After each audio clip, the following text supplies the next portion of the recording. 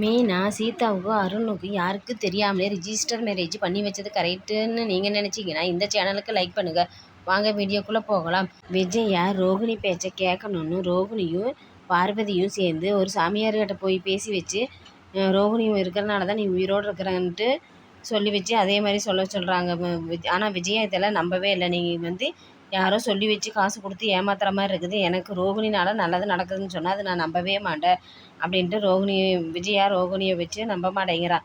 ஆனால் என்னடா பண்ணுறதுன்னு தெரியாமல் இவன் வேற சாமியார் வேற ஏமா பாசக்கயிறு எடுத்துகிட்டு வரான் அப்படின்னு சொல்லிட்டு இருக்கா. அது உண்மையாக நடக்குமா இல்லை இவங்க காசு கொடுத்து பேச வைக்கிறானுங்களே என்னன்னு தெரியலன்ட்டு விஜயா யோசிச்சுட்டு இருக்கிறப்ப முத்து அதே மாதிரி யமதர்ம வேஷத்தை போட்டுக்கிட்டு விஜயாவை மிரட்டுறா. ஆனால் விஜயா கடகடன்னு ஆடி போயிடுறான்.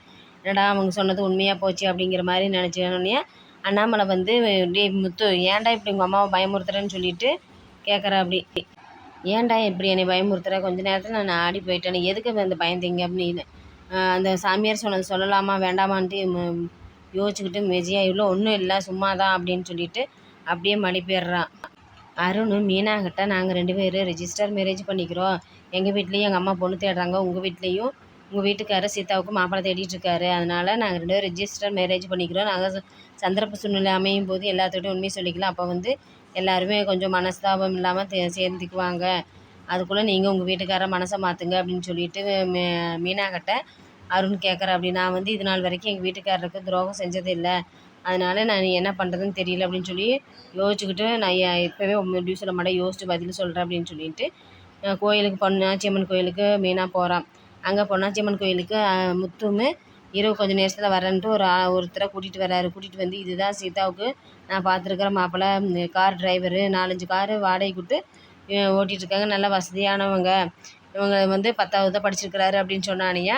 மீனாவுக்கு கோவம் வந்துடுது. என்ன கார் டிரைவராகவே என் பையனை என் தங்கச்சி கல்யாணம் முடிக்கிறேன், அது படிக்காதவங்களையே கல்யாணம் பண்ணி வைக்கிறீங்க, என் வாழ்க்கை தான் இப்படி இருக்குதுன்னா அவன் வாழ்க்கை நினச்சி நல்லா இருக்கட்டும் அப்படின்னு சொல்லி வெடுக்குன்னு பேசிடுறாங்க. என்ன சொன்னால் நான் உன்னை அவ்வளோ கொடுமைப்படுத்துறேன்னா நான் கார் டிரைவர்னால் கேவலமாக போச்சா, படிக்கலைன்னா உனக்கு கேவலமாக போச்சா அப்படின்னு சொல்லிட்டு உங்களை நான் சொல்லலைங்க, வேணாம் சீதா படிச்சிருக்கிறான், அதனால் சீதாவுக்கு படித்த மாப்பிள்ளையே பார்க்கலாம், நான் தான் படிக்கலை, எனக்கு ஒன்றும் பிரச்சனை இல்லை அப்படின்னு சொல்லிட்டு மீனா சொன்னோன்னே முத்து கோவிச்சுக்கிட்டு சரி நீ சொல்கிறதையும் கொஞ்சம் நியாயம் இருக்குது, நான் எப்படியாச்சும் அவர்கிட்ட பேசி முடிவு பண்ணுறேன் அப்படின்னு சொல்லிட்டு போய் அந்த பையன்கிட்ட சீதாவுக்கு பிடிக்கலன்னு சொல்கிறான் அப்படின்னு சொல்லிடுறாங்க.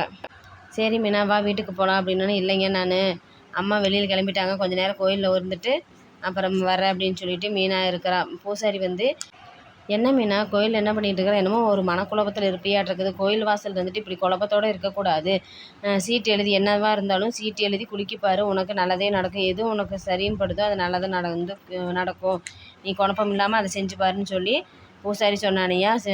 மீனா இருந்துக்கிட்டு ஒரு சீட்டில் சீதாவுக்கு கல்யாணம் பண்ணி வைக்கலாம் வேண்டாம் அப்படிங்கிற மாதிரி 2 விதமாக எழுதி போடுறா.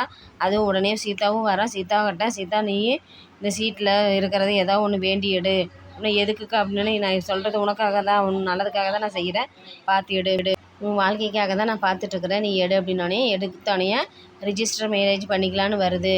என்ன சீதா, நம்ம வேண்டின மாதிரியே பொன்னாச்சி அம்மன் கோயிலில் நம்ம எப்போவுமே நம்ம எந்த காரியம் எடுத்தாலும் இந்த பொன்னாச்சி அம்மன் கிட்ட வேண்டி தான் நம்ம செய்வோம், அந்த பொன்னாச்சி அம்மனே உனக்கு கல்யாணம் பண்ணி வைக்கலான்னு சொல்லிடுச்சு, அதனால் உனக்கு கல்யாணம் பண்ணி வைக்கிறேன், அருணு கிடச்சி ரெஜிஸ்டர் மேரேஜுக்கு தேவையானதெல்லாம் செய்ய சொல்லு அப்படின்னு சொன்னானே. சீதா உடனே அருணுக்கு ஃபோன் பண்ணி சொல்கிறா, அக்கா கல்யாணத்துக்கு சம்மதிச்சிட்டாங்க, நீங்கள் ரிஜிஸ்டர் மேரேஜ் பண்ணுறதுக்கு ரெடி பண்ணுங்க அப்படின்னு சொல்லி சரின்னு சொல்லிடுறான். எதாக இருந்தாலும் அப்புறம் அம்மாட்ட நான் பேசிக்கிறேன் அப்படின்னு சொல்லி அருண் சொல்லிவிட்டு ஃபோனை வச்சிட்றான்.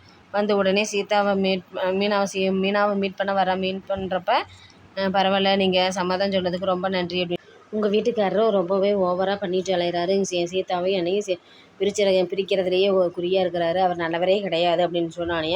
சீதாவுக்கு மீனாளுக்கு கோவம் பயங்கரமாக வந்துடுது. ஒன்றும் உங்களை விட அவர் ஒன்றும் மோசம் கிடையாது, நீங்கள் தான் எங்கள் வீட்டுக்காரருக்கு தப்பாக புரிஞ்சிட்ருக்கிறீங்க, ஆனால் 2 பேருக்கு சில பிரச்சனையினால மனஸ்தாபம் வந்தது உண்மை தான், ஆனால் அதுக்குன்னு என் புருஷனை கேவலமாக என்கிட்ட பேசுகிற வேலையை வச்சுக்காதீங்க, என்னடா போகுது என் தங்கச்சி வீட்டுக்காரங்கிறதுக்காக நான் அமைதியாக போயிட்டுருக்கிறேன், இனிமேல் எதாக இருந்தாலும் பார்த்து பேசுங்க அப்படின்னு சொல்லி சீதா முத்த வீட்டுக்கு கொடுக்காம பேசுகிறான்.